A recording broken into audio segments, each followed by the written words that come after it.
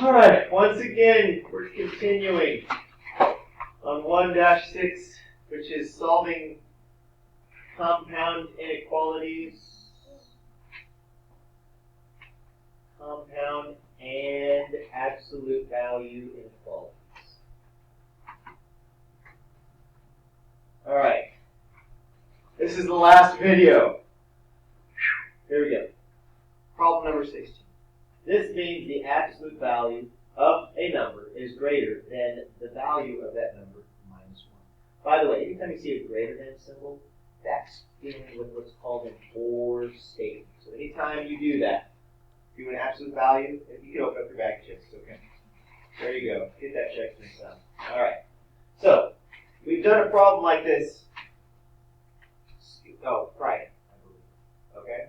So, we have to separate this guy into two equations. Do you remember what one of the equations will be, one of the inequalities?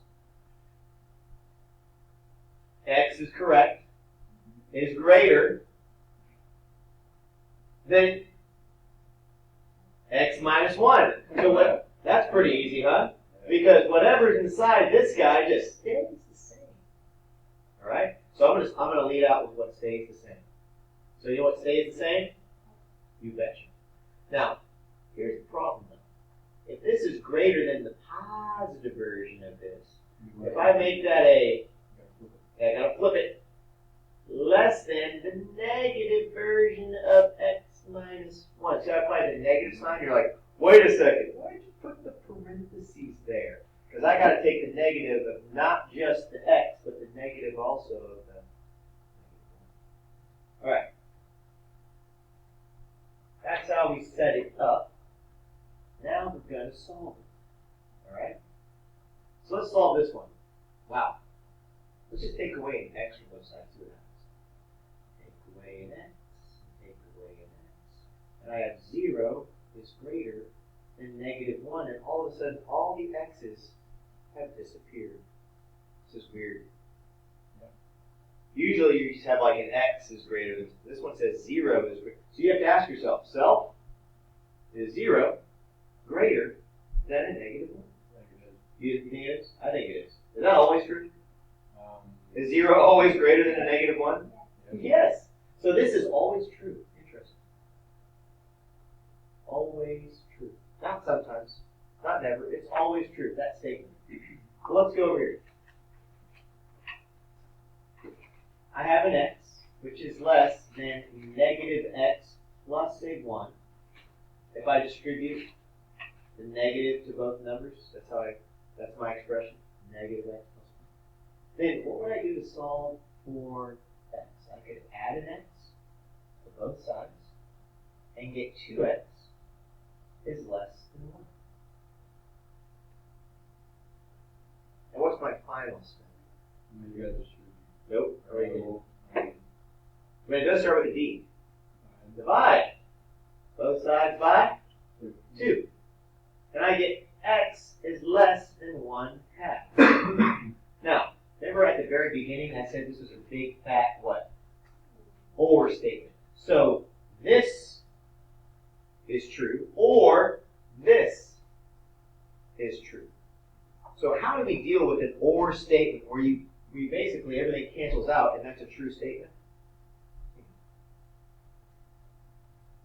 All real numbers are going to work in the equation. Because X just doesn't always have to be let. Now, X could be less than 1/2 and it would work. Okay? However, 0 is always greater than a negative 1. So, my answer, by the way, everybody, is all real numbers. All real numbers. And you can put that in the bank. Alright? Which means if you wanted to graph it, every single number on this number line would work. Now, ask yourself if this would make sense. Ready? If you take the absolute value of any number, right? That's going to be a positive, correct? That would be positive. Is this side always going to be greater than that exact same number when you take away 1? Yep. Always. Like, let's let's say we put a, what, 1,000 in for that. And then what's 1,000 minus 1? 99. Well, what if I put a negative 1,000 in there, and I make that a negative 1,000? What's the absolute value of a negative 1,000? 1,000. Is 1,000 still left? Oh, that's way more than negative 1,000. So you could think of it logically too.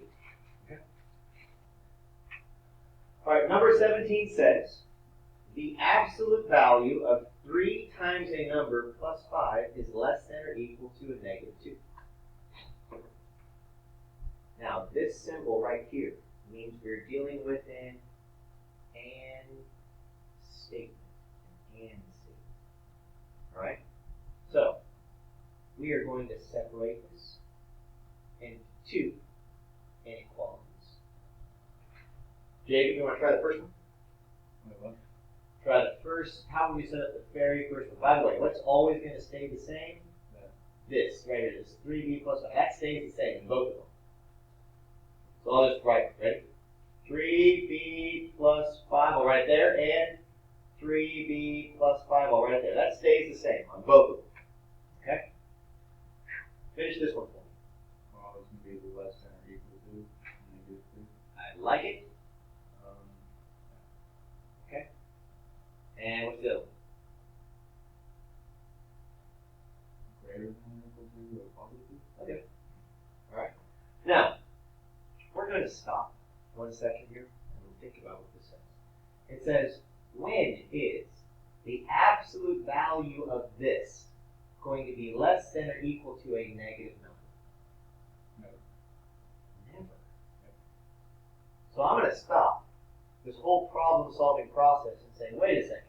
Eventually, you guys would agree that eventually this right here would have to become positive. No matter what number you plug in for b, it's got to be a positive number. When is a positive number going to be less than or equal to a negative 2? Never. So what are we going to do? We're just going to put a big old that. Empty set and stop working. When you read it, read what the question is out loud in words.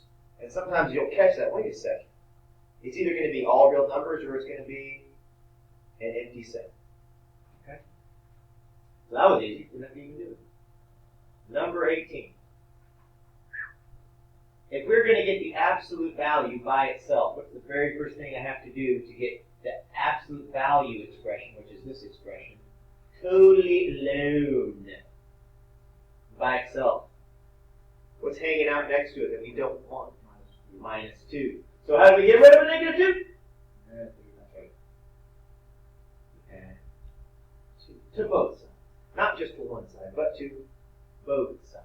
So here's what we have left. We have the absolute value of 3 times it minus 2 is less than 3. That zeroes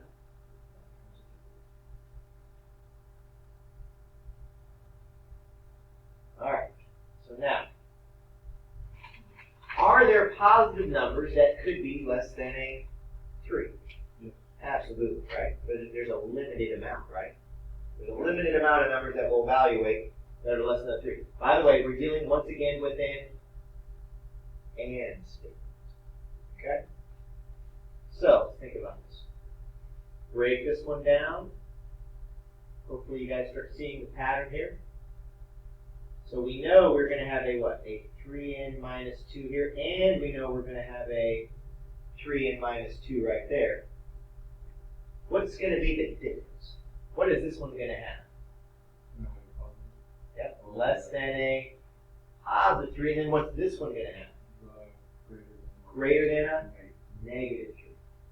So you got to be able to separate it into 2 inequalities. I'm going to move down so we can read a little more room. 3n minus 2. That's pretty big. It's less than 3. Can you see that from way over there? Can't see. Alright, so let's solve this one. What are we going to do to both sides? I'm going to Add 2. I'm going to add 2 right here. And I'm going to add 2 right there. To the other one. See what happens. 3n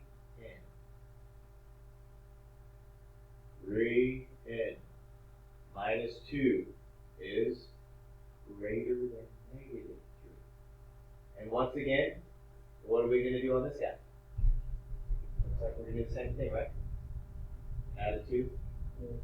Added 2. Alright.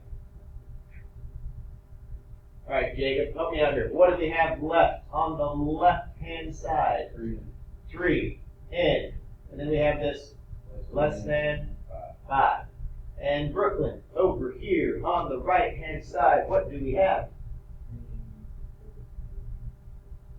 3n is greater than? -1, I agree. Almost done. What's the final step that we would have to do to solve for n on both of them? 5, 3. Always divide by the number in front of the variable. Because these cancel to a 1, we're left with n is less than 5/3. Here, the 3 is canceled out. We're left with n is greater than -1/3. And by the way, I said this was going to be what type of statement? An and statement. So, how do we write and statements? So once again, let's review. How do we write an and statement? You write the set of all n values such that, and put the minimum number. I'm going to put M-I-N, which means like minimum. And then over here, put the maximum. You know all the n's are going to be in the middle. And then we're going to close it. So let's think about it. What's the smallest number we're dealing with?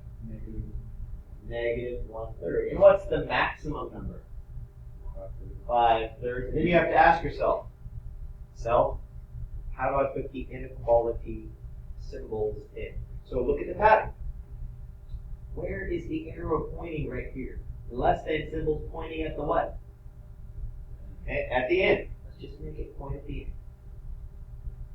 Ooh. It's pointing at the what? -1/3, or opening towards the, so let's just make it open. Just do what it tells us to do. Just do what it tells us to do. We're just putting it together. Alright? And this, by the way, this is how you write the answer in set builder notation. Now we just have to graph it, right? By the way, the approximate value for this right here, we'll say is approximately equal to -0.3. Repeating over here, it's 1.6 repeating. So we're going to kind of use those as values helping us graph it. Alright, so we're going to go up here, just graph it. Here we go. Put a 0 right here, put a 1 right here, put a 2 right here, put a -1 right there. Now, right here, I'm going to label this as 5/3, which is 1.6 repeating. I'm going to put a big old circle without filling it in because I'm not including the answer. And then right here, I'm going to put another big old circle. That's my -1/3 right there. And where am I going to shade? Everywhere in between. Everywhere in between. So not including the 5/3, not including the -1/3, but everywhere in between.